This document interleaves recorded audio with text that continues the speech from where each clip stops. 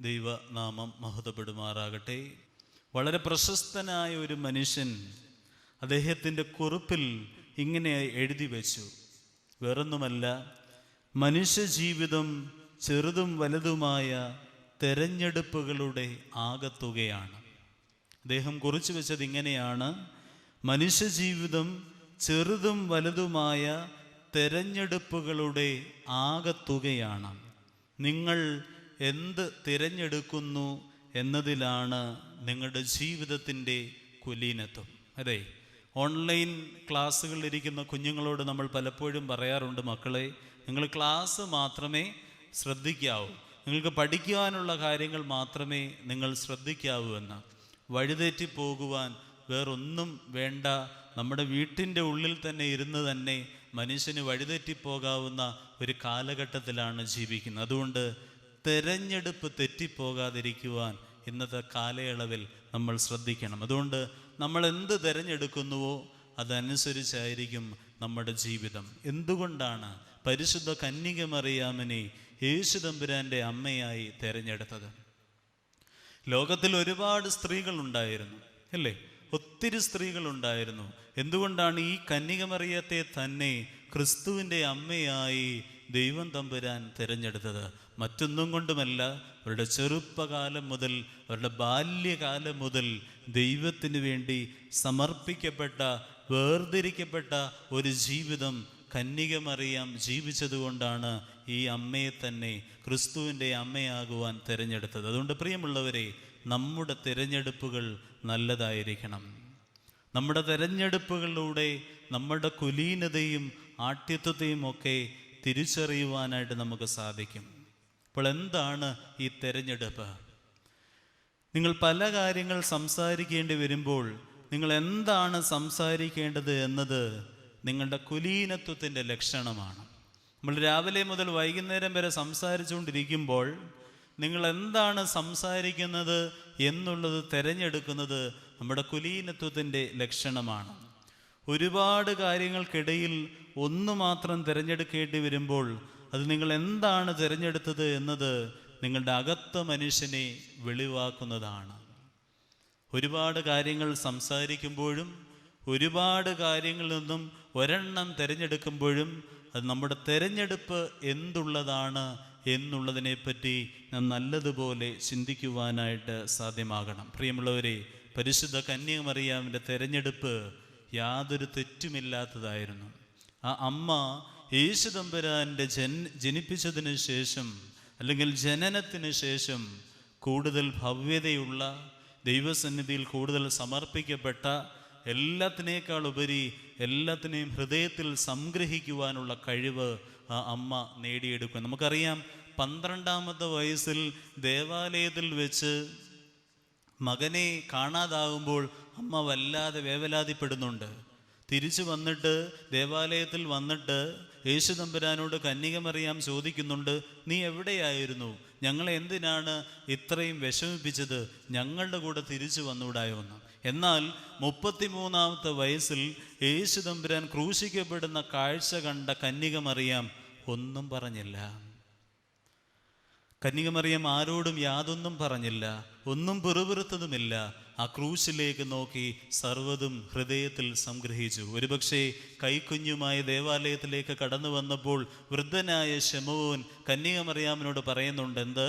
നിന്റെ ഹൃദയത്തിലൂടെ ഒരു വാൾ കടന്നു പോകും. ഈ അമ്മയ്ക്ക് ഇത് ഹൃദയത്തിൽ അന്ന് തന്നെ അത് സംഗ്രഹിച്ചു. അത് കന്യക മറിയാമിന് നല്ലതുപോലെ അറിയാവുന്നതുകൊണ്ടാകാം 33ാമത്തെ വയസ്സിൽ യൗവനത്തിൻ്റെ കാലഘട്ടത്തിൽ കർത്താവ് ക്രൂശിക്കപ്പെടുന്ന കാഴ്ച കണ്ടപ്പോൾ അത് ഹൃദയത്തിൽ സംഗ്രഹിക്കുവാനായിട്ട് കന്യക മറിയാമിന് സാധ്യമായത്. പ്രിയമുള്ളവരെ, ഞാൻ പറഞ്ഞു വന്നത്, വിശുദ്ധ ഗ്രന്ഥത്തിൽ അനേകം തെരഞ്ഞെടുപ്പുകളെ പറ്റി പറയുന്നുണ്ട്.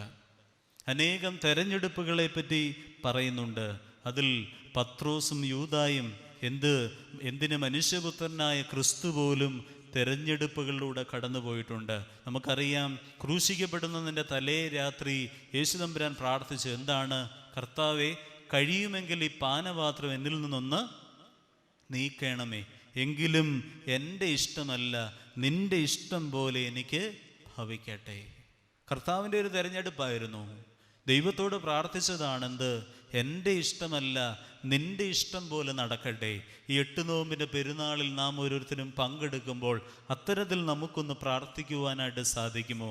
ദൈവമേ, എൻ്റെ ജീവിതത്തിൻ്റെ നന്മകൾ അതെൻ്റെ ഹിതപ്രകാരമല്ല, എൻ്റെ ജീവിതത്തിൻ്റെ നന്മയ്ക്കായിട്ടാണെങ്കിൽ അത് വേർതിരിച്ച് തരുമാറാകണമേ എന്ന് ദൈവസന്നിധിയിൽ നമുക്കൊന്ന് പ്രാർത്ഥിക്കുവാനായിട്ട് സാധിക്കുമോ?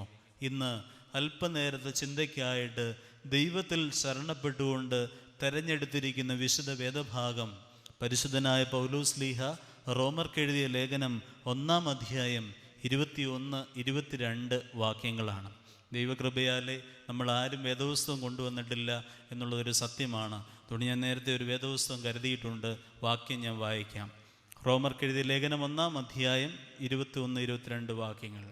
അവർ ദൈവത്തെ അറിഞ്ഞിട്ടും അവനെ ദൈവമെന്ന് ഓർത്ത് മഹത്വീകരിക്കുകയോ നന്ദി കാണിക്കുകയോ ചെയ്യാതെ തങ്ങളുടെ നിരൂപണങ്ങൾ വ്യർത്ഥരായി തീർന്നു.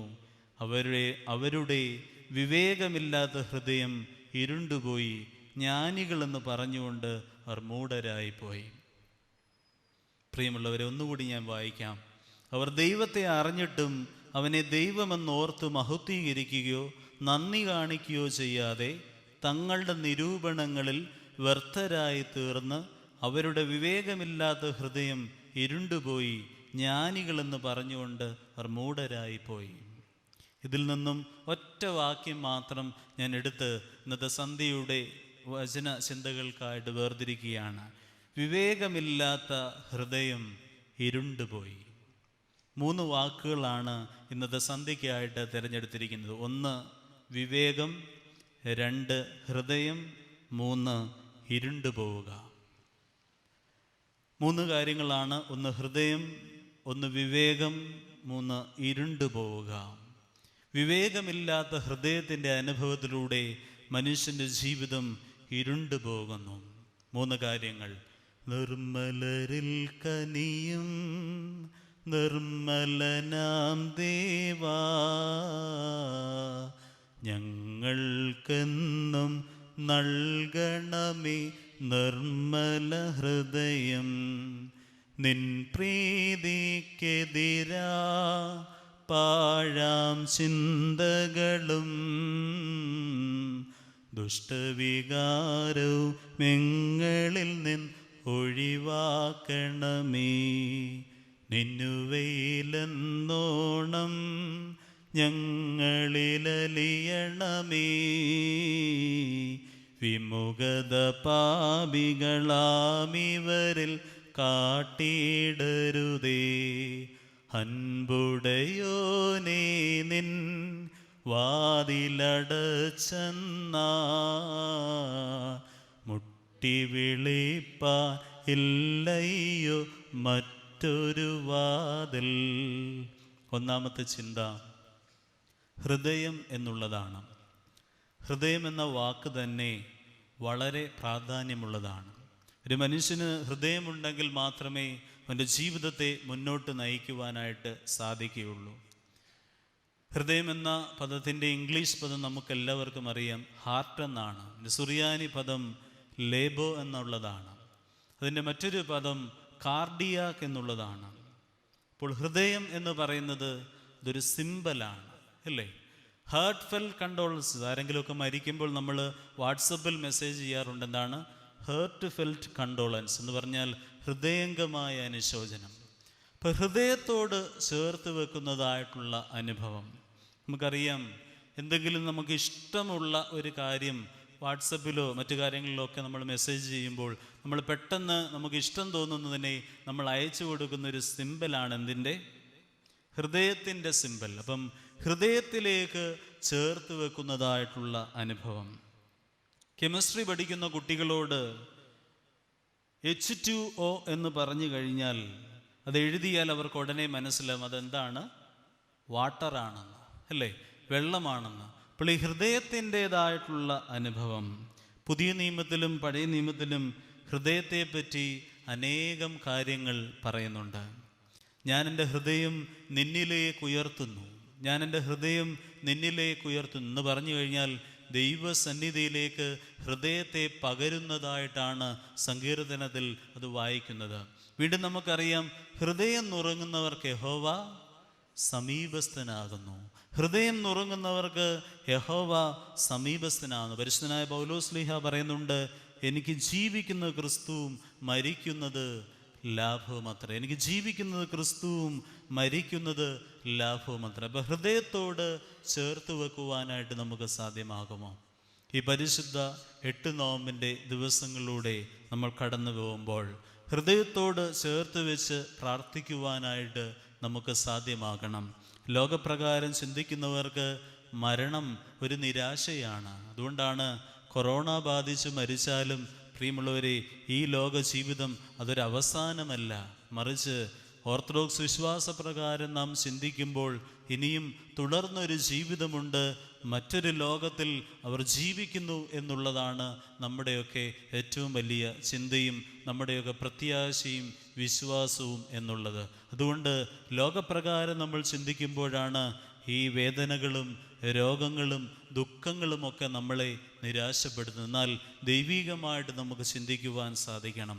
അതെ, ദൈവസന്നിധിയിലേക്ക് നമ്മൾ അടുക്കുമ്പോൾ, ദൈവത്തിലേക്ക് ചേർന്ന് വരുമ്പോൾ കൂടുതൽ കഷ്ടതകൾ നമ്മുടെ ജീവിതത്തിലുണ്ടാകും. അതുകൊണ്ടാണ് കർത്താവ് പ്രാർത്ഥിച്ചു, കർത്താവെ കഴിയുമെങ്കിൽ ഈ പാനപാത്രം എന്നിൽ നിന്ന് നീക്കണമെന്ന്. പക്ഷേ ദൈവം തമ്പുരാൻ ആ പ്രാർത്ഥന കേട്ടില്ല. കർത്താവിൻ്റെ തലയിൽ മുൾക്കിരീടം വെച്ചു കൊടുത്തു. പൗലോസ് പ്രാർത്ഥിച്ചു, കഴിയുമെങ്കിൽ ഈ മുള്ള് എന്നിൽ നിന്നൊന്ന് മാറ്റിക്കളയണമെന്ന്. പക്ഷേ ആ മുള്ള് മാറിയില്ല. ദൈവം തമ്പുരാൻ പറഞ്ഞു, എൻ്റെ കൃപ നിനക്ക് മതി. വീണ്ടും കന്യകമറിയാം യേശു തമ്പുരാൻ്റെ അമ്മയായി. കന്യകമറിയാമിൻ്റെ ഹൃദയത്തിലൂടെ ഒരു വാൾ കടന്നുപോയി. അതെ, ദൈവത്തെ സ്നേഹിക്കുന്നവർക്ക്, ദൈവവുമായിട്ടുള്ള ബന്ധത്തിൽ ജീവിക്കുന്നവർക്ക് വാളും മുള്ളും അതോടൊപ്പം തന്നെ ഇത്തരത്തിലുള്ള ഹൃദയഭേദകമായ വേദനകളുമൊക്കെ ജീവിതത്തിലേക്ക് കടന്നു വരുമെന്നുള്ളത് മനസ്സിലാക്കുക. പക്ഷെ അവിടെയൊക്കെ നമ്മൾ പ്രത്യാശയോടുകൂടി ചിന്തിക്കുക. പൗലോസിനോട് ദൈവം തമ്പുരാൻ പറഞ്ഞതുപോലെ, എൻ്റെ കൃപ നിനക്ക് മതി, എൻ്റെ കൃപ നിനക്ക് മതി. ആ മുള്ളുകളൊക്കെ അവിടെ ഇരുന്നോട്ടെ, ആ പ്രയാസങ്ങളൊക്കെ നമ്മുടെ ജീവിതത്തിലേക്ക് കടന്നു വന്നോട്ടെ, പക്ഷേ എൻ്റെ കൃപ നിന്നെ വഴി നടത്തുവാനായിട്ട് സാധിക്കും. ഒന്നാമത്തെ ചിന്ത ഹൃദയം എന്നുള്ളതായിരുന്നു. ഹൃദയത്തോട് ചേർത്ത് വെച്ച് നമുക്ക് പ്രാർത്ഥിക്കുവാൻ സാധിക്കണം. ഹൃദയത്തോട് ചേർത്ത് വെച്ച് സ്നേഹിക്കുവാനായിട്ട് നമുക്ക് സാധിക്കണം. തലച്ചോറുകൊണ്ട് ചിന്തിച്ച് ജീവിക്കുന്ന മനുഷ്യരാണല്ലോ ഇന്ന്. ഏത് കാര്യം ചെയ്താലും എനിക്കെന്ത് ലാഭം കിട്ടും, ഏത് കാര്യം ചെയ്താലും എനിക്കെത്ര ലൈക്ക് കിട്ടും, എത്ര കാര്യങ്ങളൊക്കെയാണെങ്കിലും അത്തരത്തിൽ ചിന്തിക്കാതെ പ്രിയമുള്ളവരെ, ഹൃദയപൂർവ്വം നമുക്ക് സ്നേഹിക്കുവാനായിട്ട് സാധിക്കുമോ? നമ്മുടെ കുടുംബജീവിതത്തിലാണെങ്കിലും നമ്മുടെ ഭവനങ്ങളിലാണെങ്കിലും ഒക്കെ ഇന്ന് കൂടുതൽ നിരാശകളും ദുഃഖങ്ങളും പ്രതിസന്ധികളും ഒക്കെ കടന്നു വരികയാണ്. എന്തുകൊണ്ടാണ്? ഹൃദയപൂർവമായ സ്നേഹം നഷ്ടപ്പെട്ടു പോകുന്നു. മനുഷ്യൻ തലച്ചോറ് കൊണ്ട് ചിന്തിച്ച് തലച്ചോറ് കൊണ്ട് ജീവിക്കുന്ന ഒരു അനുഭവത്തിലേക്ക് മാറ്റപ്പെട്ടിരിക്കുന്നതല്ല. ക്രിസ്തുവിനെ പോലെ ഹൃദയംഗമായി സ്നേഹിക്കുവാനും കരയുവാനും ഒക്കെ യേശുദമ്പുരാൻ കണ്ണുനീർ വാർത്തു. വേദപുസ്തകത്തിൽ പറയുന്നു. അത്തരത്തിൽ ഹൃദയംഗമായി സ്നേഹിക്കുവാൻ നമുക്ക് സാധ്യമാകണം. രണ്ടാമത്തെ ചിന്ത വിവേകം എന്നുള്ളതാണ്. എന്താണ് വിവേകം? വിവേകപൂർണമായ തിരഞ്ഞെടുപ്പ് നമുക്കെടുക്കുവാനായിട്ട് സാധിക്കുമോ? വിവേകപൂർണമായ തിരഞ്ഞെടുപ്പ് അത് ജ്ഞാനികളുടെ ലക്ഷണമാണ്. വിവേകത്തോടു കൂടിയുള്ള യഹോവ ഭക്തി ജ്ഞാനത്തിൻ്റെ ആരംഭമാകുന്നു. യഹോവയിലുള്ള ഭക്തി ജ്ഞാനത്തിൻ്റെ ആരംഭമാകുന്നു. വിവേകത്തിനൊരു നിർവചനം കൊടുക്കുകയാണെന്നുണ്ടെങ്കിൽ പ്രിയമുള്ളവരെ, ഇങ്ങനെയാണ്: കാലം വെച്ചു നീട്ടുന്നതിൽ നിന്ന് യുക്തമായത് തിരഞ്ഞെടുക്കുവാൻ മനുഷ്യൻ്റെ ഉള്ളിലെ തെളിച്ചമാണ് വിവേകം. കാലം വെച്ചു നീട്ടുന്നതിൽ നിന്ന് യുക്തമായത് തിരഞ്ഞെടുക്കുവാൻ മനുഷ്യൻ്റെ ഉള്ളിലെ വെളിച്ചമാണ് പ്രിയമുള്ളവരെ വിവേകമെന്ന് പറയുന്നത്. അതുകൊണ്ട് ഈ ലോകത്തിൽ ഇന്ന് ഈ കാലഘട്ടത്തിൽ നമ്മൾ ജീവിക്കുമ്പോൾ വിവേകപൂർവ്വം ജീവിക്കുവാൻ നമുക്ക് സാധ്യമാകണം. വിവേകപൂർവ്വം തിരഞ്ഞെടുക്കുവാൻ നമുക്ക് സാധ്യമാകണം. നമുക്കറിയാം, ശലോമോനും രാജാവിനോട് ദൈവം ചോദിച്ചു, നിനക്കെന്താണ് വേണ്ടത്? ശലോമോനോട് ദൈവം ചോദിച്ചു, നിനക്കെന്താണ് വേണ്ടത്? നിനക്ക് സമ്പത്ത് വേണോ? നിനക്ക് കീർത്തി വേണോ? നിനക്ക് ധനം വേണോ? ശലോമോൻ എന്താണ് പറഞ്ഞത്? ശലോമോൻ പറഞ്ഞു, ഈ ജനത്തെ നയിക്കുവാനുള്ള ശരിയായ ജ്ഞാനം എനിക്ക് തരണമേ. ശലോമോൻ വിവേകമാണ് ചോദിച്ചത്, യഥാർത്ഥമായ വിസ്ഡം ജ്ഞാനമാണ് ചോദിച്ചത്.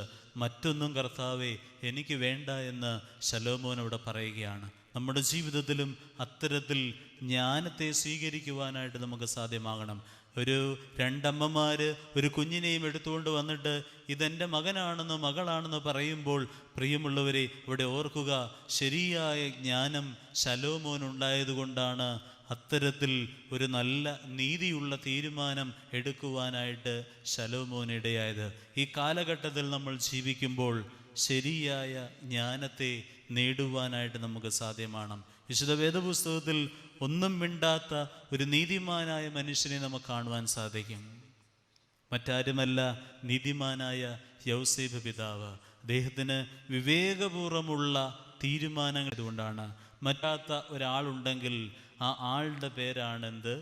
യൗസേപ്പ് എന്നുള്ളത്.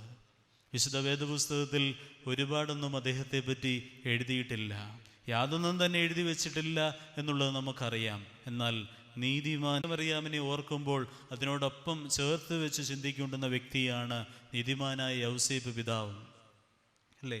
നമ്മളൊരു ദിവസം എത്ര പേരെ വിധിക്കാറുണ്ട്? മാലാഖ പ്രത്യക്ഷപ്പെട്ടപ്പോൾ യൗസേപ്പ് രണ്ട് മൂന്ന് ഓപ്ഷൻസ് ഉണ്ടായിരുന്നു യൗസേപ്പിൻ്റെ മുന്നിൽ. ഒന്നുകിൽ യൗസേപ്പിന് കന്യകമറിയാമിനെ ഉപേക്ഷിക്കാം, അതല്ലാന്നുണ്ടെങ്കിൽ നിയമത്തിൻ്റെ മുമ്പിൽ ഏൽപ്പിക്കുവാനായിട്ട് സാധിക്കും. മൂന്നാമതൊരു ഓപ്ഷനുണ്ട്, ഭാര്യയായിട്ട് അവളെ സ്വീകരിക്കുക. കന്യകമറിയാമിൻ്റെ മുന്നിൽ മൂന്ന് കാര്യങ്ങളാണ് യൗസേപ്പ് പിതാവിൻ്റെ മുന്നിൽ ഉണ്ടാകുന്നത്. ഒന്ന്, അവളെ രഹസ്യമായി ഉപേക്ഷിക്കാം. രണ്ടാമതായി, നിയമത്തിൻ്റെ മുമ്പിൽ അവളെ ഏൽപ്പിക്കാം. മൂന്നാമതായി, ഭാര്യയായി സ്വീകരിക്കാം. പ്രിയമുള്ളവരെ തിരഞ്ഞെടുക്കുകയാണ്. എന്താണ്? അവളെ കന്യകമറിയാമിനെ ഭാര്യയായി സ്വീകരിക്കാമെന്നുള്ളത്. ഭാര്യയായി സ്വീകരിക്കാമെന്നുള്ള ഒരു തീരുമാനത്തിലേക്ക് യൗസേപ്പ് പിതാവ് പ്രാർത്ഥനയോടുകൂടി കടന്നു വരികയാണ്. യേശുതമ്പുരാൻ്റെ ഉപമയിൽ പറയുന്നുണ്ടല്ലോ, 99 വിട്ടേച്ച് ഒന്നിനെ തിരിഞ്ഞു പോകണമെന്ന്. 99 വിട്ടേച്ച് ഒരാടിനെ തിരഞ്ഞു പോകുന്നതാണ് ക്രിസ്തുവിൻ്റെ സ്നേഹം. പ്രിയമുള്ളവരെ, അത്തരത്തിൽ നമുക്കും ഒന്ന് സ്നേഹിക്കുവാനായിട്ട് സാധ്യമാകുമോ? ജോസഫ് ഉചിതമായത് തിരഞ്ഞെടുത്തു. ജോസഫ് പിതാവ് ഉചിതമായത് തിരഞ്ഞെടുത്തു. അതെന്തുകൊണ്ടാണ് തിരഞ്ഞെടുത്തതെന്ന് ചോദിച്ചു കഴിഞ്ഞാൽ വിവേകത്തോടുകൂടി ചിന്തിക്കുവാൻ യോസഫിന് സാധ്യമായി. അതുകൊണ്ട് ദൈവത്തിൻ്റെ വഴി എന്ന് പറയുന്നത് കരുണയുടെ വഴിയാണ്, സ്നേഹത്തിൻ്റെ വഴിയാണ്. ഒരാൾ ക്രിസ്ത്യാനി ആകുന്നുവെങ്കിൽ അവൻ്റെ ഏറ്റവും വലിയ സ്വഭാവ ഗുണം മറ്റുള്ളവരെ സ്നേഹിക്കുക, മറ്റുള്ളവരെ കരുതുക എന്നുള്ളതാണ്. മനുഷ്യൻ ബലഹീനനാണ്, പലയിടങ്ങളിലും വീണുപോകുവാനായിട്ടുള്ള സാധ്യതയുണ്ട്. ഒരുപക്ഷെ സമ്പത്തിൻ്റെ മുന്നിലായിരിക്കും അവൻ വീണു പോകുന്നത്, മറ്റേതെങ്കിലുമൊക്കെ സാഹചര്യങ്ങളിൽ മനുഷ്യൻ തെറ്റിപ്പോകാം. എന്നാൽ വിവേകപൂർവം തീരുമാനങ്ങളെ എടുക്കുവാനായിട്ട് നമുക്ക് സാധ്യമാകണം. ഫ്രാൻസിസ് മാർപ്പാപ്പ അദ്ദേഹത്തിൻ്റെ ചിന്തകളിൽ പറയുന്നൊരു സംഗതി, പാപിനിയായ സ്ത്രീക്ക് വേദപുസ്തകത്തിൽ ഒരു പേര് എഴുതി വച്ചിട്ടില്ല.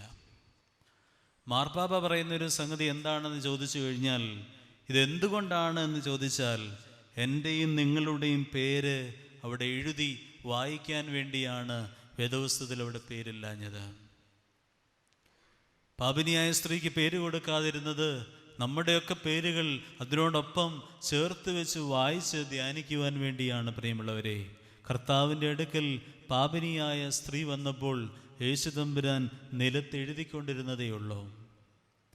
കർത്താവ് താഴെ നിലത്തെഴുതിക്കൊണ്ടിരിക്കുകയാണ്. കർത്താവ് പറയുകയാണ്, നിങ്ങളിൽ പാപം ചെയ്യാത്തവർ കല്ലെറിയട്ടെ, നിങ്ങളിൽ പാപം ചെയ്യാത്തവർ കല്ലെറിയട്ടെ.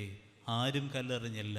പ്രിയമുള്ളവരെ, ഒരു വിരൽ മറ്റുള്ളവരിലേക്ക് ചൂണ്ടുമ്പോൾ 3 വിരൽ നമ്മളിലേക്കാണ് ചൂണ്ടുന്നതെന്നുള്ളത് മനസ്സിലാക്കുക. അതുകൊണ്ട് വിധിക്കാതെ വിവേകപൂർവം ജീവിക്കുവാനായിട്ട് സാധ്യമാകുമോ? അതിൻ്റെ പേര് ഹ്യൂമിലിറ്റി എന്നാണ്. അപ്പോൾ എന്താണ് ഹ്യൂമിലിറ്റി?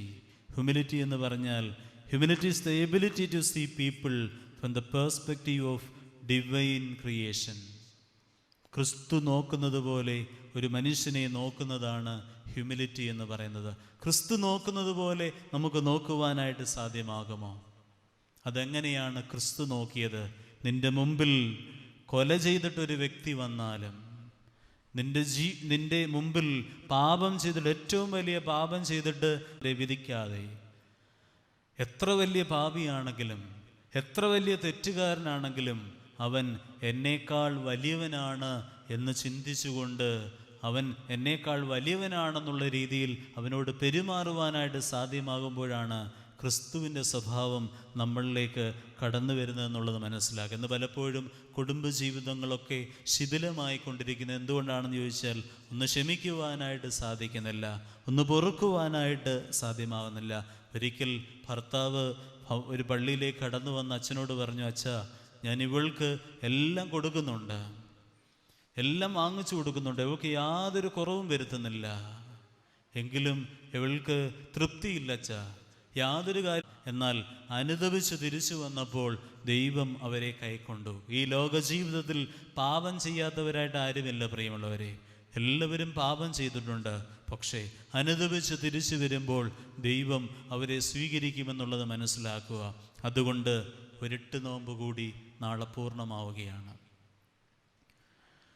ഒരു പെരുന്നാളിൽ കൂടി പങ്കെടുക്കുവാനുള്ളൊരു സൗഭാഗ്യം സ്വർഗത്തിലെ തമ്പുരാൻ നമുക്ക് തന്നു. ഞാൻ ആദ്യമേ ഓർപ്പിച്ചതുപോലെ പലരും നമ്മളിൽ നിന്ന് മാറ്റപ്പെട്ടു. ഈ സൗഭാഗ്യം തമ്പുരാൻ നമുക്ക് തന്നപ്പോൾ ശരിയാണ്, നമ്മളൊക്കെ 40കളിലും 50കളിലും 60കളിലും ഒക്കെ അടുത്തുകൊണ്ടിരിക്കുന്നു. ഇനി എത്ര പെരുന്നാളുകൾ കൂടി നമുക്ക് പങ്കെടുക്കുവാൻ കഴിയും എന്നുള്ളത് നമുക്ക് ആർക്കും അറിവില്ല. ഇനിയെങ്കിലും കുറച്ചുകൂടി ദൈവത്തിലേക്ക് അടുക്കുവാൻ നമുക്ക് കഴിയുമോ? ഇനിയുള്ള ദിവസങ്ങളിലെങ്കിലും ദൈവമേ, നിന്നിൽ അഭയപ്പെട്ടുകൊണ്ട്, പരിശുദ്ധ അമ്മയുടെ മധ്യസ്ഥതയിൽ അഭയപ്പെട്ടുകൊണ്ട് എനിക്ക് ജീവിക്കുവാനായിട്ട് സാധ്യമാകുമോ? അത്തരത്തിൽ തിരിച്ചു വന്നവരെയൊക്കെ തമ്പുരാൻ അനുഗ്രഹിച്ചിട്ടുള്ളത് മാത്രമേ ഉള്ളൂ. അതെ, പാപിനിയായ സ്ത്രീയും സക്കായിയുമൊക്കെ അവരുടെ ജീവിതത്തിൽ പരാജയപ്പെട്ടു പോയവരാണ്. പത്രോസ് വഴിതെറ്റിപ്പോയതാണ്. എങ്കിലും അവരൊക്കെ തിരിച്ചു വന്ന് അനുദപിച്ചപ്പോൾ ദൈവം തമ്പുരാൻ അവരുടെ പ്രാർത്ഥനയെ കേട്ടു. നമുക്കറിയാം മുടിയൻ പുത്രൻ്റെ ജീവിതം. അവൻ തെറ്റുകാരനായിരുന്നു, അവൻ അനേകം പാപം ചെയ്തു, അവൻ മരിച്ചവനായിരുന്നു എന്നുള്ളതാണ് വിശുദ്ധ വേദപുസ്തകത്തിൽ കാണുന്നത്. എന്നാൽ അവൻ അനുദപിച്ച് തിരിച്ചു വന്നപ്പോൾ ആ അപ്പൻ സന്തോഷത്തോടുകൂടി അവനെ സ്വീകരിക്കുന്നത് നമുക്ക് കാണുവാൻ കഴിയും.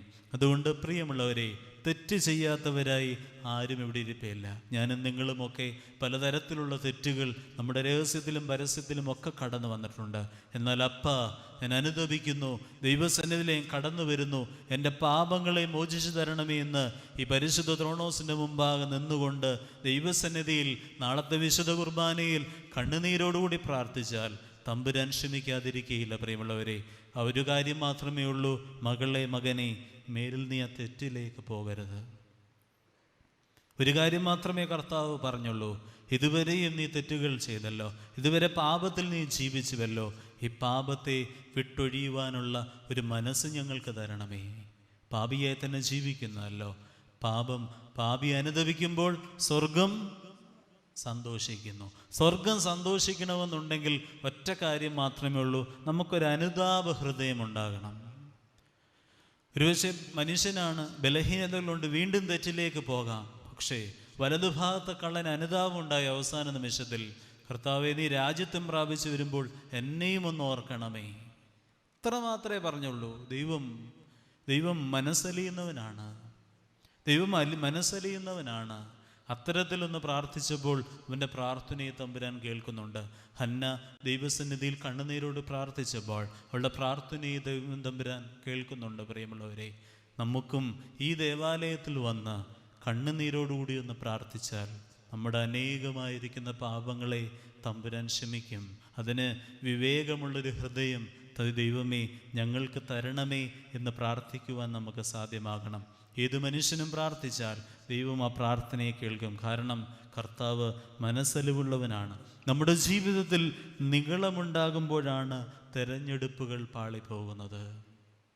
അതെ, നമ്മുടെ ജീവിതത്തിൽ നിഗളത്തിൻ്റെ അനുഭവത്തിലേക്ക് മനുഷ്യൻ കടന്നു വരുമ്പോഴാണ് തെരഞ്ഞെടുപ്പുകൾ പാളിപ്പോകുന്നത്.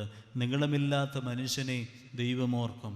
നിന്റെ മഹാകരുണയാൽ തമ്പുരാനെ ഞങ്ങളെ ഓർക്കണമേ എന്ന് ഒന്ന് പ്രാർത്ഥിക്കുവാൻ നമുക്ക് സാധിക്കുമോ? പരിശുദ്ധ അമ്മയുടെ പെരുന്നാളിൽ, അനേകം പെരുന്നാളിൽ പങ്കെടുത്തവരാണ് നമ്മൾ. പരിശുദ്ധ അമ്മയുടെ ഒരു സ്വഭാവ ഗുണമെങ്കിലും ദൈവമേ എൻ്റെ ജീവിതത്തിൽ ഒന്ന് തരണമേ എന്നൊന്ന് പ്രാർത്ഥിക്കുവാൻ നമുക്ക് ഈ ആലയത്തിലിരിക്കുമ്പോൾ കഴിയുമോ? അമ്മയുടെ സ്വഭാവം എന്തായിരുന്നു? വിനയം. എല്ലാം ഹൃദയത്തിൽ സംഗ്രഹിക്കുക, ഒന്നും തിരിച്ചു പറയാതിരിക്കുന്ന അനുഭവം, താഴ്മ, വിനയം, അതോടൊപ്പം തന്നെ ഹൃദയത്തിൽ സംഗ്രഹിക്കുക, അത്തരത്തിൽ സമർപ്പണമുള്ളൊരു ജീവിതം. അതെ, എനിക്ക് തോന്നുന്നു പല ഭവനങ്ങളിലെയും പ്രശ്നങ്ങൾ അവസാനിക്കണമെന്നുണ്ടെങ്കിൽ നിങ്ങളുടെ വായിക്കൊന്ന് കടിഞ്ഞാണിട്ടാൽ മതി, നിങ്ങൾ തിരിച്ച് മറുപടി പറയാതിരുന്നാൽ മതി, കുറച്ച് മൗനം പാലിച്ചു കഴിഞ്ഞാൽ പല ഭവനങ്ങളിലെയും പ്രശ്നങ്ങൾ അവസാനിക്കും. ഇതൊന്ന് പറയുമ്പോൾ 4 തിരിച്ചു പറയുന്ന ഒരു കാലഘട്ടത്തിലാണ് നമ്മൾ ജീവിക്കുന്നത്. എവിടെയും തോക്കുവാനായിട്ട് മനുഷ്യൻ ആഗ്രഹിക്കുന്നില്ല, കാരണം എവിടെയും ജയിക്കുക. എല്ലാ കുഞ്ഞുങ്ങളും A+ നേടുവാനായിട്ടാണല്ലോ ആഗ്രഹിക്കുന്നത്. A+ വാരിക്കോരി കൊടുത്ത ഒരു കാലമായിരുന്നു ഈ കഴിഞ്ഞ കാലം. അത്തരത്തിൽ ഒരു വിഷയത്തിന് പോലും ഒരു A+ കുറഞ്ഞു പോയി കഴിഞ്ഞാൽ വിഷമിക്കുന്ന ഒരു ലോകത്തിലാണ് ജീവിക്കുന്നത്. കാരണം തോറ്റുകൊടുക്കുവാനുള്ള മനസ്സില്ല. പ്രിയമുള്ളവരെ, ലോകത്തിൽ മഹാന്മാരായവരെല്ലാം തോറ്റുകൊടുത്തവരാണ്. ക്രിസ്തു ദൈവസന്നയിൽ നമുക്കറിയാം, അവൻ തോറ്റുകൊടുത്തതാണ്. ഇവർ ചെയ്യുന്നത് അറിയായികയാൽ ഇവരോട് പൊറുക്കണമേ. ഏത് മനുഷ്യനെ നോക്കിയാലും ഏത് വ്യക്തിയെ നോക്കിയാലും അവരുടെയൊക്കെ ജീവിതത്തിൽ തോറ്റുകൊടുത്തവരാണ്. ജീവിതത്തിൽ തന്നെത്താൻ താഴ്ത്തുന്നവനെല്ലാം ഉയർത്തപ്പെടും. അപ്പോൾ തോറ്റുകൊടുക്കുവാൻ കൂടി നമ്മുടെ കുഞ്ഞുങ്ങളെ നമ്മളൊന്ന് പഠിപ്പിക്കണം, അവരെ ഒന്ന് പരിശീലിപ്പിക്കണം. അല്ലെങ്കിൽ ഒരു തോൽവി പോലും അവർക്ക് സ്വീകരിക്കുവാനായിട്ടുള്ള ശക്തിയില്ലാതെയാകും. അതുകൊണ്ട് തോൽക്കുവാനുള്ള മനസ്സ് കർത്താവ് കാണിച്ചു തന്നത് നമുക്ക് വേണ്ടി അവൻ തോറ്റതാണ്, നമുക്ക് വേണ്ടി അവൻ കാൽവറിയിൽ യാഗമായി തീർന്നതാണ് എന്നുള്ളത് പ്രിയമുള്ളവരെ മനസ്സിലാക്കുക. അതുകൊണ്ട് നിഗളമില്ലാതെ ജീവിക്കുവാനായിട്ട് സാധിക്കുമോ? കുലീനമായ മനുഷ്യൻ അവരുടെ വിശുദ്ധി ഗോപ്യമായി സൂക്ഷിക്കും. ശ്രദ്ധിച്ചിട്ടുണ്ടോ? കുലീനമായ മനുഷ്യൻ അവരുടെ വിശുദ്ധിയെ ഏറെ രഹസ്യമായിട്ട് സൂക്ഷിക്കും. 55 കൊല്ലം പരിശുദ്ധനായ പരിമല തിരുമേനി ഈ ലോകത്തിൽ ജീവിച്ചു. അദ്ദേഹം ഒരുപാട് പ്രാർത്ഥിച്ചു, പലതരത്തിലുള്ള രോഗങ്ങൾക്ക് അടിമപ്പെട്ടു. 55 സംവത്സരം ഈ ലോകത്തിൽ ജീവിച്ച് ദൈവത്തിൻ്റെ സന്നിധിയിലേക്ക് അദ്ദേഹം വാങ്ങിപ്പോയി. പരിശുദ്ധ പരിമല തിരുമേനിയുടെ വിശുദ്ധി, അതിനുശേഷമാണ് അനേകം ലക്ഷോപലക്ഷം ജനങ്ങൾ തിരിച്ചറിഞ്ഞത്.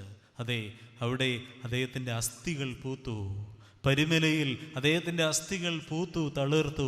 അനേകായിരങ്ങൾ പരിമലയിലേക്ക് ഒഴുകുവാൻ തുടങ്ങി. നമ്മളൊന്നും ഒരു വട്ടം പോലും പരിമല തിരുമേനിയെ കണ്ടിട്ടില്ല എങ്കിലും എന്തുകൊണ്ടാണ് പദയാത്രയായി പരിമലയിലേക്ക് പോകുന്നത്? എന്തുകൊണ്ടാണ് പരിശുദ്ധൻ്റെ മധ്യസ്ഥതയിൽ അഭയം പ്രാപിച്ചുകൊണ്ട് പ്രാർത്ഥിക്കുന്നത്? ആ മനുഷ്യൻ്റെ ജീവിതത്തിൻ്റെ വിശുദ്ധി, അദ്ദേഹം ഈ ലോകത്തിൽ നിന്ന് മാറ്റപ്പെട്ടുവെങ്കിലും നമുക്ക് തിരിച്ചറിയുവാനായിട്ട് സാധ്യമായ പ്രിയമുള്ളവരെ.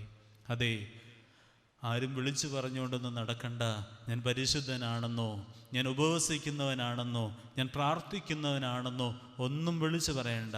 പരിശുദ്ധനായ പാമ്പാടി തിരുമേനി ദാരിദ്ര്യത്തിൻ്റെ അനുഭവത്തിൽ, പട്ടിണിയുടെ അനുഭവത്തിൽ ജീവിച്ച ഒരു പിതാവാണ്. അദ്ദേഹം കാലം ചെയ്തതിന് ശേഷമാണ് പരിശുദ്ധനായിട്ട് പാമ്പാടി തിരുമേനി ഇത്രത്തോളം വിശുദ്ധിയുള്ള ജീവിതം നയിച്ച വ്യക്തിയാണ് എന്നുള്ളൊരു തിരിച്ചറിവ് മറ്റുള്ളവർക്ക് ഉണ്ടായത്. അതെ, മരണത്തിന് ശേഷമാണെങ്കിൽ തന്നെയും പ്രിയമുള്ളവരെ അവരെ ഓർക്കുന്നു, കാരണം അവരുടെ ജീവിതത്തിന് വിശുദ്ധി ഉണ്ടായിരുന്നു എന്നുള്ളത് നാം മനസ്സിലാക്കുക. അത്തരത്തിൽ വിവേകപൂർവ്വം നമുക്ക് തിരഞ്ഞെടുക്കുവാൻ സാധ്യമാകണം. രണ്ടാമത്തെ ആശയം ഞാൻ പറഞ്ഞത് വിവേകത്തെ പറ്റിയാണ്. ഈ കാലഘട്ടത്തിൽ നമ്മൾ ജീവിക്കുമ്പോൾ നമ്മുടെ മക്കൾ വിവേകത്തോടുകൂടിയാണോ ജീവിക്കുന്നത്? ഒത്തിരി തിരഞ്ഞെടുപ്പുകൾ നമുക്കെടുക്കാം. ഇൻ്റർനെറ്റിലൂടെയാണെങ്കിലും നമ്മുടെ ജീവിത സാഹചര്യങ്ങൾ പല സ്ഥലങ്ങളിലാണെങ്കിലും നമ്മുടെ തിരഞ്ഞെടുപ്പ് നല്ലതായിരിക്കണം. ഓരോ വാക്കും നമ്മൾ സംസാരിക്കുന്നതിന് മുമ്പേ ഈ സംസാരിക്കുന്നത് കൊണ്ട് മറ്റുള്ളവർക്ക് എന്തെങ്കിലും ബുദ്ധിമുട്ടുണ്ടാകുന്നുണ്ടോ എന്നുള്ളതിനെ നാം ഒന്ന് ചിന്തിക്കണം.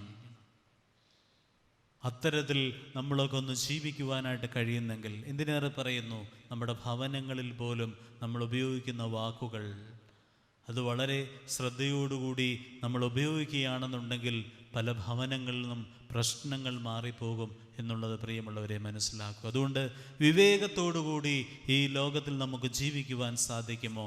66-ാം വയസ്സിൽ ശലോമോൻ രാജാവ് ഈ ലോകത്തെ വിട്ടു പോകുന്നതിന് മുന്നോടിയായി അദ്ദേഹം എഴുതി വെച്ചു, ആ മായ സർവവും മായത്രേ. അദ്ദേഹം വെട്ടിപ്പിടിച്ചത് എന്തെല്ലാമായിരുന്നു! അനേകം രാജ്യങ്ങൾ അദ്ദേഹം വെട്ടിപ്പിടിച്ചു. ഒരുപാട് ഭാര്യമാർ അദ്ദേഹത്തിനുണ്ടായിരുന്നു. ഇഷ്ടം പോലെ സമ്പത്ത് അദ്ദേഹത്തിനുണ്ടായിരുന്നു. നമ്മളൊക്കെ ചിന്തിക്കുന്നതിനും അപ്പുറമായിട്ടുള്ള സമ്പാദ്യങ്ങളും ഇഷ്ടംപോലെ ജ്ഞാനവും ഒരുപാട് ഭാര്യമാരും സർവ്വസമ്പത്തുമുള്ളൊരു മനുഷ്യൻ അവസാനം എഴുതി വെച്ചതാണ് ഹാ മായ മായ സർവവും മായയത്രയെന്ന്. അതുകൊണ്ട് പ്രിയമുള്ളവരെ, നമ്മൾ ഈ വെട്ടിപ്പിടിക്കുന്നതും നേടിയെടുക്കുന്നതും തിരഞ്ഞെടുക്കുന്നതുമൊക്കെ ഈ ലോകത്തിൽ വിട്ടേച്ചു പോകണമെന്നുള്ളത് മനസ്സിലാക്കുക. അലക്സാണ്ടർ ചക്രവർത്തി എല്ലാം വെട്ടിപ്പിടിച്ച മഹാരാജാവായിരുന്നു. അവസാനം അദ്ദേഹം പറഞ്ഞു, റോമാ സാമ്രാജ്യത്തിലൂടെ എൻ്റെ ശവമഞ്ചം വഹിച്ചുകൊണ്ട് പോകുമ്പോൾ, എൻ്റെ ഈ മൃതശരീരം വഹിച്ചുകൊണ്ട് പോകുമ്പോൾ എൻ്റെ കരങ്ങൾ രണ്ടും ഈ മഞ്ചത്തിന് വെളിയിലേക്ക് ഇടണം. കാരണം ഞാൻ എല്ലാം വെട്ടിപ്പിടിച്ചുവെങ്കിലും യാതൊന്നും കൊണ്ടുപോകുന്നില്ലേ എന്നുള്ളത് മറ്റുള്ളവരൊന്ന് അറിയുവാനായിട്ട് സാധ്യമാകണം. ഇനിയുള്ളവരെങ്കിലും അതനുസരിച്ച് ജീവിക്കുവാനൊന്ന് തയ്യാറാകണം. അതുകൊണ്ട് പ്രിയമുള്ളവരെ, ക്രിസ്തുവിൻ്റെ ഭാവം നമ്മളിലേക്ക് വരണം. ഇന്നിൻ്റെ കാലഘട്ടത്തിൽ നാം ഓർക്കുക, ദൈവസന്നിധിയിൽ കുറച്ചുകൂടി താഴുവാൻ, മറ്റുള്ളവർക്ക് കൊടുക്കുവാൻ, വെട്ടിപ്പിടിക്കുന്നതിലല്ല മറിച്ച് തോൽക്കുന്നതിലുള്ള സന്തോഷത്തെ തിരഞ്ഞെടുക്കുവാൻ നമുക്ക് സാധ്യമാകണം. അതെ, ഒരു കരണത്തടിക്കുന്നവന് മറുകരണം കൂടി കാണിച്ചു കൊടുക്കുവാൻ കർത്താവ് പറയുകയാണ്. നിന്റെ വസ്ത്രം എടുത്തുകൊണ്ട് പോകുന്നവന് മേൽവസ്ത്രം കൂടി ഊരിക്കൊടുക്കുവാൻ കർത്താവ് പഠിപ്പിക്കുകയാണ്. 1 കിലോമീറ്റർ നടക്കണമെന്ന് പറയുന്നതിനോടൊപ്പം 2 കിലോമീറ്റർ നടക്കുവാനായിട്ട് കർത്താവ് പറയുകയാണ്. പ്രിയമുള്ളവരെ, അത്തരത്തിൽ നമുക്കുമൊന്ന് ജീവിക്കുവാനായിട്ട് സാധ്യമാകുമോ? ഈ നോമ്പ് നാളെ പെരുന്നാൾ പൂർണ്ണമാകുമ്പോൾ എൻ്റെ ദൈവമേ, എൻ്റെ ജീവിതത്തിനൊരു മാറ്റമുണ്ടായി എന്ന് പറയുവാൻ നമുക്ക് സാധ്യമാകുമോ? അങ്ങനെയുണ്ടെന്നുണ്ടെങ്കിൽ ഈ പെരുന്നാൾ കൊണ്ട് നമുക്ക് എന്തെങ്കിലും അർത്ഥമുണ്ടാകുകയുള്ളൂ എന്നുള്ളത് മനസ്സിലാക്കുക. മൂന്നാമതായി, ഇരുണ്ടുപോകുന്ന അനുഭവം. പ്രകാശത്തിൻ്റെ മക്കളിൽ നിന്നും ഇരുണ്ടുപോകുന്ന അനുഭവത്തിലേക്ക് മാറ്റപ്പെടുന്നുണ്ടോ? നമുക്കറിയാം, അവങ്കിലേക്ക് നോക്കിയ പ്രകാശിതരായി അവരുടെ മുഖം ലജ്ജിച്ചു പോയതുമില്ല. നമ്മുടെയൊക്കെ മുഖം ലജ്ജിച്ചു പോകാതിരിക്കണമെന്നുണ്ടെങ്കിൽ ദൈവസന്നിധിയിലേക്ക് നമുക്ക് നോക്കുവാൻ സാധിക്കണം. പള്ളിയിലേക്ക് കടന്നു വരുവാൻ പറ്റുന്ന സാഹചര്യത്തിൽ പള്ളിയിലേക്ക് കടന്നു വന്ന് ആ ത്രോണോസിലേക്കൊന്ന് നോക്കണം. വേറെ എവിടെ നോക്കിയാലും ഇന്നത്തെ കോവിഡിൻ്റെ കണക്ക് നോക്കിക്കഴിഞ്ഞാൽ ഒരുപക്ഷെ നമുക്ക് വിഷമമുണ്ടാകും. മറ്റുള്ള ഏതെങ്കിലും നേതാക്കന്മാരെ നോക്കിക്കഴിഞ്ഞാൽ നമുക്കൊരു പക്ഷേ നിരാശയുണ്ടാകും. ലോകപ്രകാരമുള്ള മറ്റെന്തെങ്കിലും ഒരു സാധനം നമുക്ക് സുഖം തരുമെന്നുള്ള ചിന്തയിൽ അതിനടിമപ്പെട്ടു പോയി കഴിഞ്ഞാൽ അതിൻ്റെ വീര്യം കെട്ടുപോകുമ്പോൾ നമുക്ക് നിരാശയുണ്ടാകും. പ്രിയമുള്ളവരെ, ലോകപ്രകാരമുള്ള എന്ത് സുഖം നിങ്ങൾക്ക് ലഭിക്കുമെന്ന് പറഞ്ഞാലും അതിൻ്റെ വീര്യം നഷ്ടപ്പെട്ടു പോകുമ്പോൾ നമുക്ക് നിരാശയുണ്ടാകും. എന്നാൽ ക്രിസ്തുവിലേക്കൊന്ന് നോക്കുക, പരിശുദ്ധ ത്രോണോസിലേക്കൊന്ന് നോക്കുക, കാൽവറിയിലെ ക്രിസ്തുവിലേക്കൊന്ന് നോക്കുക. നിങ്ങൾ ഒരിക്കലും നിരാശപ്പെടുകയില്ല. കർത്താവ് പറയുന്നുണ്ടല്ലോ, നിന്റെ ഭാരം എത്ര വലുതാണെങ്കിലും എൻ്റെ മുകളിൽ ഇട്ടുകൊള്ളുക. ലോകത്തിൽ മറ്റൊരു നേതാവും പറഞ്ഞിട്ടില്ല അത്തരത്തിൽ എത്ര വലിയ ഭാരമാണെങ്കിലും എൻ്റെ മുകളിലിട്ടുകൊള്ളുക, ഞാൻ നിന്നെ വഴി നടത്താമെന്ന്. പ്രിയമുള്ളവരെ, നിങ്ങളുടെ വേദന എന്താണ്? നിങ്ങളുടെ പ്രശ്നങ്ങൾ എന്താണ്? നിങ്ങളുടെ നിരാശ എന്താണ്? എന്ത് കാര്യമാണെങ്കിലും സ്വർഗത്തിലെ തമ്പുരാൻ്റെ സന്നിധിയിലേക്ക് വെക്കുക. അവൻ നിങ്ങളെ പോറ്റി പുലർത്തുമെന്നുള്ളത് മനസ്സിലാക്കുക. ഈ ലോകത്തിൽ നാം ഓരോരുത്തരുമായിരിക്കുമ്പോൾ നമുക്ക് ആശ്രയിക്കുവാൻ അവൻ മാത്രമേ ഉള്ളൂ. നിന്റെ ഭാരം എത്ര വലുതാണെങ്കിലും എൻ്റെ മുകളിലിട്ട് കൊള്ളുക. ഭയപ്പെടേണ്ട, ഞാൻ നിന്നോട് കൂടെയുണ്ട്. ഭ്രമിച്ചു നോക്കേണ്ട, ഞാൻ നിന്റെ ദൈവമാകുന്നു. ഹന്ന ദൈവസന്നിധിയിൽ അവൾ കരഞ്ഞു പ്രാർത്ഥിച്ചു. ഏലി പുരോഹിതൻ കടന്നു വന്നിട്ട് പറഞ്ഞു, നിനക്ക് മത്ത് പിടിച്ചിട്ടുണ്ടോ? നീ ലഹരിക്ക് അടിമപ്പെട്ടിട്ടുണ്ടോ? നിന്റെ അധരം എന്താണ് ഇത്തരത്തിൽ സംസാരിച്ചു കൊണ്ടിരിക്കുന്നത്? ഹന്ന മറുപടി ഒന്നും പറഞ്ഞില്ല. അവൾ ദൈവസന്നിധിയിൽ അവളുടെ ദുഃഖത്തെ പകരുകയായിരുന്നു. പ്രിയമുള്ളവരെ, ഹന്നയുടെ മുഖം പിന്നെ വാടിയില്ല എന്ന് വിശുദ്ധ വേദപുസ്തകം സാക്ഷിക്കുന്നു.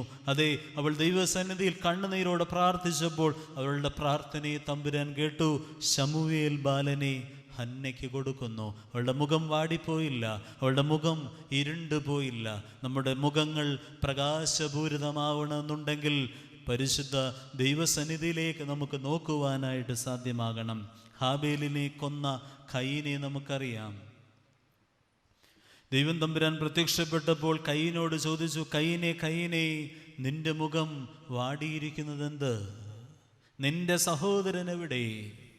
പ്രിയമുള്ളവരെ, മറ്റുള്ളവരെ നമ്മൾ കുറ്റം പറയുമ്പോൾ, മറ്റുള്ളവർക്കെതിരെ നമ്മൾ സംസാരിക്കുമ്പോൾ, സഹോദരന് എതിരെ നമ്മൾ തെറ്റുകളും കുറ്റങ്ങളും ഒക്കെ ചെയ്യുമ്പോൾ, പ്രത്യേകിച്ച് ഈ കയ്യിനോട് ദൈവം തമ്പുരാൻ ചോദിച്ച ചോദ്യം നമ്മളോടും ചോദിക്കുകയാണ്, നിന്റെ സഹോദരൻ എവിടെ എന്നുള്ളത് ചോദ്യം.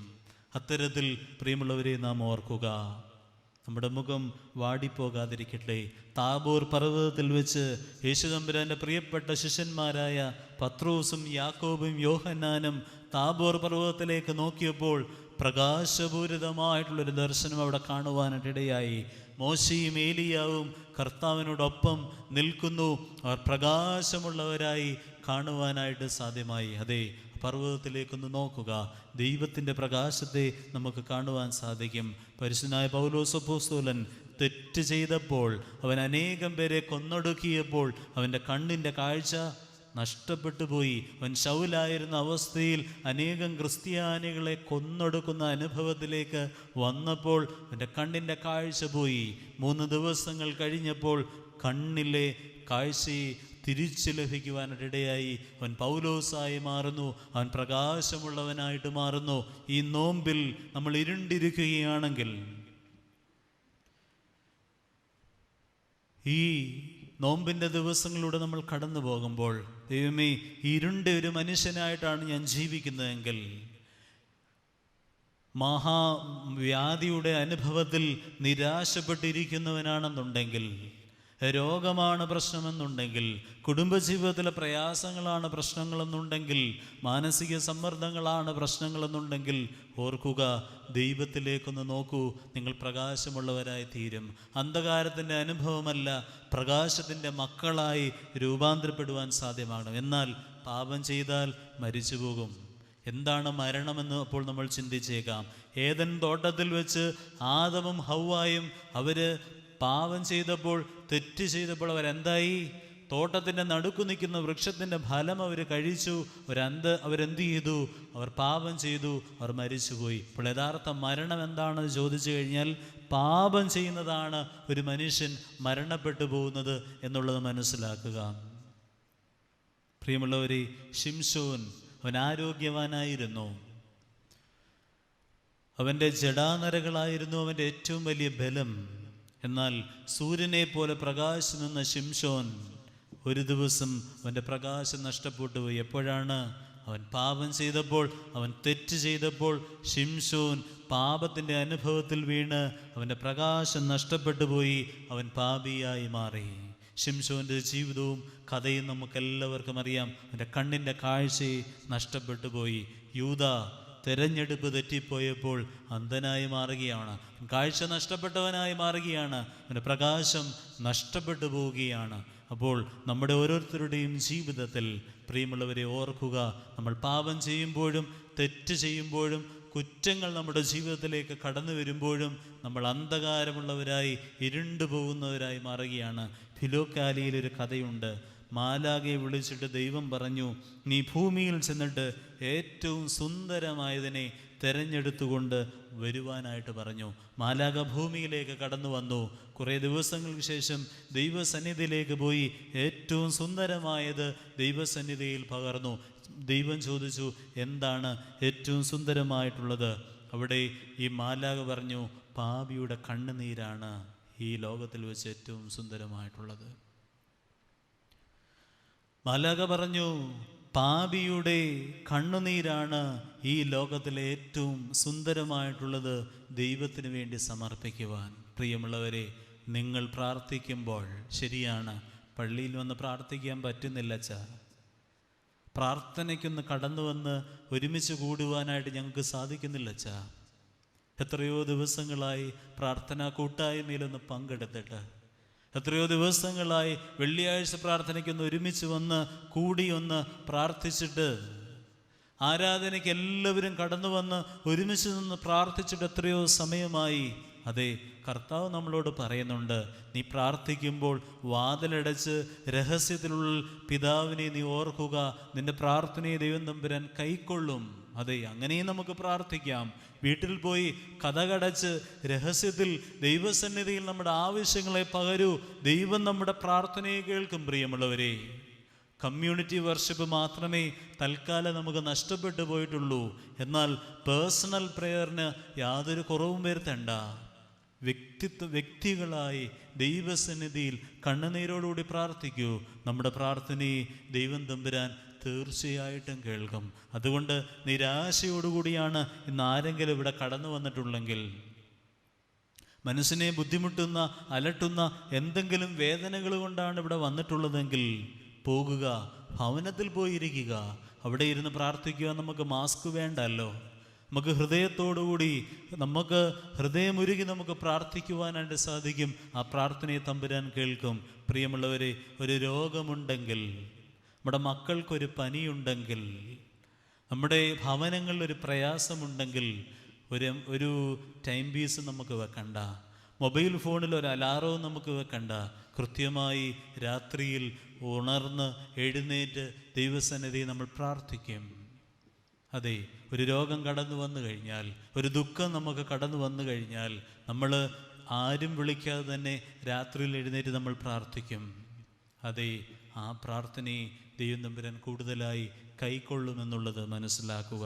പ്രിയമുള്ളവരെ, അത്തരത്തിൽ പാപി അനുദപിക്കുമ്പോൾ സ്വർഗം തീർച്ചയായിട്ടും സന്തോഷിക്കുമെന്നുള്ളത് മനസ്സിലാക്കുക. ആയതിനാൽ ഇരുട്ടിൽ നിന്ന് വെളിച്ചത്തിലേക്ക് നമ്മൾ കടന്നു വരിക. എൻ്റെ വാക്കുകളെ ചുരുക്കുകയാണ്. 3 ചിന്തകളാണ് ഈ സന്ധ്യയിൽ നിങ്ങളുമായി പങ്കുവച്ചത്. ഒന്നാമതായി, ഹൃദയത്തോട് ചേർത്ത് വെച്ചുള്ള പ്രാർത്ഥന. രണ്ടാമതായി, വിവേകപൂർണമായ ജീവിതത്തെ നയിക്കുവാനായിട്ട് സാധ്യമാവുക. 3, ഇരുണ്ടു പോകുന്ന അനുഭവത്തിൽ നിന്ന് മാറി വെളിച്ചത്തിൻ്റെ അനുഭവത്തിലേക്ക് കടന്നു വരിക. ഈ പെരുന്നാളിൻ്റെ അവസാനത്തെ ദിവസത്തിലേക്കൊക്കെ നമ്മൾ അടുത്ത് വരുമ്പോൾ, പ്രിയമുള്ളവരെ ഓർക്കുക, ഇനിയും ഒരു മനുഷ്യനായി ജീവിക്കുവാൻ ദൈവമേ ഇടയാക്കണമേ. എൻ്റെ മനസ്സിൻ്റെ ആകുല ചിന്തകളൊക്കെ അവിടെ ഇരുന്നോളട്ടെ. നിൻ്റെ കൃപ എനിക്ക് മതി, ആ കൃപയിൽ തുടർന്നുള്ള ജീവിതം ഞാൻ നയിച്ചു കൊള്ളാം എന്നുള്ളൊരു ചിന്തയോടുകൂടി, വിവേകത്തോടുകൂടി ജീവിക്കുവാൻ നമുക്ക് സാധ്യമാകണം. ഇനി നമ്മുടെ മുഖം ഇരുണ്ടു പോകരുത്. ഇനി നമ്മുടെ ജീവിതം, നമ്മുടെ മനസ്സ്, നമ്മുടെ മുഖം പ്രകാശമുള്ളതായിട്ട് മാറട്ടെ. എങ്ങനെയാണ് പ്രകാശമുള്ളതായി മാറുന്നത്? ദൈവത്തിൽ നമുക്ക് പകരുവാൻ സാധ്യമാകണം. ദൈവസന്നിധിയിൽ നമുക്ക് പകരുവാനായിട്ട് സാധ്യമാകണം. അങ്ങനെ ദൈവസന്നിധിയിൽ പകരുമ്പോൾ ആ ഹന്നയുടെ പ്രാർത്ഥനയെ ദൈവം തമ്പുരാൻ കേട്ടതുപോലെ നമ്മുടെ പ്രാർത്ഥനയും തീർച്ചയായിട്ടും ദൈവം തമ്പുരാൻ കേൾക്കും. പരിശുദ്ധ അമ്മയുടെ ജീവിതം, അതിൻ്റെ സ്വഭാവ ഗുണങ്ങൾ നമുക്കും ലഭിക്കുവാനായിട്ട് പരിശുദ്ധ അമ്മയോട് മധ്യസ്ഥതയണച്ചുകൊണ്ട് നമുക്ക് പ്രാർത്ഥിക്കാം. നാളത്തെ ആരാധനയിലേക്ക് നമ്മൾ അടുത്തു വരുമ്പോൾ കണ്ണുനീരോടെ നമുക്ക് പ്രാർത്ഥിക്കാം, അനുതാപത്തോടുകൂടി പ്രാർത്ഥിക്കാം. അത്തരത്തിൽ അനുദപിക്കുമ്പോൾ തീർച്ചയായിട്ടും ദൈവം നമ്മുടെ പ്രാർത്ഥനയെ കേൾക്കും. അഹംഭാവത്തിൻ്റെ അനുഭവത്തെ ഉപേക്ഷിച്ചുകൊണ്ട് ദൈവസന്നിധിയിലേക്ക് അടുത്തു വരിക. ഒരിക്കൽ ഒരു ശിഷ്യൻ തൻ്റെ ഗുരുവിനെ കാണുവാൻ കൈകൾ നിറയെ പൂക്കളുമായി കടന്നു വന്നു. ഗുരു പറഞ്ഞു, യു ഡ്രോപ്പ് ഇറ്റ്, നീ ഉപേക്ഷിക്കുക എന്ന്. ഇടത് കൈയിലിരുന്ന പൂക്കൾ ആ ശിഷ്യൻ ഉപേക്ഷിച്ചു. പിന്നെയും ആ ഗുരു പറഞ്ഞു, യു ഡ്രോപ്പ് ഇറ്റ്, നീ ഉപേക്ഷിക്കുക എന്ന്. അല്പം വ്യസനത്തോടെ വലതു കൈയിലിരുന്ന പൂക്കളും ആ ശിഷ്യൻ ഉപേക്ഷിച്ചു. പിന്നെയും ഗുരു ശിഷ്യനോട് പറഞ്ഞു, യു ഡ്രോപ്പ് ഇറ്റ്, നീ ഉപേക്ഷിക്കുക എന്ന്. ഉടനെ ശിഷ്യൻ ഗുരുവിനോട് പറയുകയാണ്, ഗുരു, ഇനി അങ്ങക്ക് തരുവാൻ എൻ്റെ കയ്യിലൊന്നുമില്ല, ഞാൻ എന്താണ് ഇനി ഉപേക്ഷിക്കേണ്ടത്? ഉടനെ ഗുരു പറഞ്ഞു, not the flowers but your ego. നിൻ്റെ കയ്യിലിരുന്ന പൂക്കളല്ല, മറിച്ച് നിൻ്റെ ഉള്ളിലെ അഹംഭാവത്തെ നീ ഉപേക്ഷിക്കുക. പ്രിയമുള്ളവരെ, വിശുദ്ധ ആരാധനയ്ക്കായി നമ്മൾ കടന്നു വരുമ്പോൾ നമ്മുടെ ഉള്ളിലെ അഹംഭാവങ്ങളെ നമ്മൾ ഉപേക്ഷിക്കണം. വിശുദ്ധ കുർബാനയിൽ പുരോഹിതൻ പ്രധാന ശുശ്രൂഷയ്ക്കായിട്ട് പ്രധാന സന്ദർഭത്തിലെ ആരാധനയ്ക്ക് കടക്കുന്നതിന് മുമ്പ്, ഇപ്പോൾ കോവിഡ് ആയതുകൊണ്ട് ഇപ്പോൾ കൊടുത്തുവിടുന്നില്ലായിരിക്കും, താഴേക്ക് കൊടുത്തുവിടുക. എന്താണ്? എല്ലാവർക്കും സമാധാനം കൊടുത്തതിന് ശേഷമാണ് ദർഗായിലേക്ക് പ്രവേശിച്ച് വിശുദ്ധ കുർബാനയുടെ പ്രധാന ഭാഗത്തിലേക്ക് കടക്കുന്നത്. കാരണം ഈ വിശുദ്ധ ബലി ദൈവസന്നിധിയിൽ സ്വീകരിക്കപ്പെടണമെന്നുണ്ടെങ്കിൽ നമ്മളെല്ലാവരോടും ക്ഷമിക്കുന്നവനായിരിക്കണം. നമ്മളെല്ലാവർക്കും കയ്യസൂചി കൊടുക്കുന്നു. നമ്മളെല്ലാവരോടും ക്ഷമിച്ചെങ്കിൽ മാത്രമേ ഈ ബലിയെ ദൈവസന്നിധിയിൽ കൈക്കൊള്ളപ്പെടുകയുള്ളൂ. നമ്മൾ എത്ര നേർച്ച കാഴ്ചകൾ ദൈവസന്നിധിയിൽ കൊടുക്കുന്നുവെങ്കിലും ആ ബലിവസ്തുവിനെ ആദ്യം വെച്ചിട്ട് നിന്റെ സഹോദരനോട് പോയി നീ നിരപ്പാവുക, എങ്കിൽ മാത്രമേ ഈ ബലിയെ സ്വീകരിക്കുകയുള്ളൂ എന്നുള്ളത് പഴയ നിയമത്തിൽ നമ്മൾ പറയുന്നുണ്ട്, കേൾക്കുന്നുണ്ട്. നമുക്കറിയാം, എല്ലാ ദിവസവും ഒരു ദിവസം നമ്മളൊരു 5-6 പ്രാവശ്യമെങ്കിലും കർത്തൃപ്രാർത്ഥന പ്രാർത്ഥിക്കും, അല്ലേ? എന്താണ് ആ പ്രാർത്ഥന? സ്വർഗസ്ഥനായ ഞങ്ങളുടെ പിതാവേ എന്ന് തുടങ്ങുന്നതായ പ്രാർത്ഥന. അതിനകത്തൊരു വരിയുണ്ട്, നിന്റെ കടക്കാരോട് നീ ക്ഷമിച്ചതുപോലെ ഞങ്ങളുടെ കടങ്ങളും പാവങ്ങളും ഞങ്ങളോട് ക്ഷമിക്കണമേ. എൻ്റെ കടക്കാരോട് ഞാൻ ക്ഷമിച്ചതുപോലെ ഞങ്ങളുടെ കടങ്ങളും പാവങ്ങളും ഞങ്ങളോട് ക്ഷമിക്കണമേ. കടക്കാരോട് നമ്മൾ ക്ഷമിച്ചെങ്കിലേ, പ്രിയമുള്ളവരെ, നമ്മുടെ കടങ്ങളും പാവങ്ങളും സ്വർഗത്തിലെ തമ്പുരാൻ നമ്മളോട് ക്ഷമിക്കുകയുള്ളൂ. ഓർക്കുക, അതുകൊണ്ട് നാം ആദ്യം ചെയ്യേണ്ടുന്ന ഒരു കാര്യമുണ്ട്. നിന്റെ കടക്കാരോട് നീ ക്ഷമിച്ചിട്ടുണ്ടോ? കടക്കാരോട് നമ്മൾ ക്ഷമിച്ചിട്ടുണ്ടെങ്കിൽ, എപ്പോഴെങ്കിലും ക്ഷമിച്ചിട്ടുണ്ടെങ്കിൽ, തീർച്ചയായിട്ടും നമ്മുടെ കടങ്ങളെയും പാവങ്ങളെയും തമ്പുരാൻ ക്ഷമിച്ചിരിക്കും. കൊടുത്താൽ കൊല്ലത്തും കിട്ടുമെന്ന പ്രമാണം, അല്ലേ? അതുകൊണ്ട് തീർച്ചയായിട്ടും എന്തെങ്കിലും മറ്റുള്ളവർക്ക് കൊടുത്തിട്ടുണ്ടെങ്കിൽ തീർച്ചയായിട്ടും തമ്പുരാൻ നമുക്ക് തരും. അതെന്ത് തന്നെയാണെങ്കിലും, അനുഗ്രഹമാണെങ്കിലും, നമ്മൾ കൊടുക്കുന്ന എന്താണെങ്കിലും അതൊരു ബൂമറാങ് പോലെ തിരിച്ച് നമ്മളിലേക്ക് തന്നെ വരും. പ്രിയമുള്ളവരെ, ഒരു ചെറിയവനെങ്കിലും ഒരു തുള്ളി വെള്ളമെങ്കിലും കൊടുത്തിട്ടുണ്ടെങ്കിൽ അതിന് തക്കതായ പ്രതിഫലം നിനക്ക് ലഭിക്കും എന്നുള്ളതാണ് വിശുദ്ധ വേദപുസ്തകം നമ്മളെ പഠിപ്പിക്കുന്നത്. ആയതിനാൽ കൊടുക്കുവാനായിട്ട് സാധ്യമാകണം. മറ്റുള്ളവർക്ക് വേണ്ടി പകരുന്നവരായി തീരുവാൻ നമുക്ക് സാധ്യമാകണം.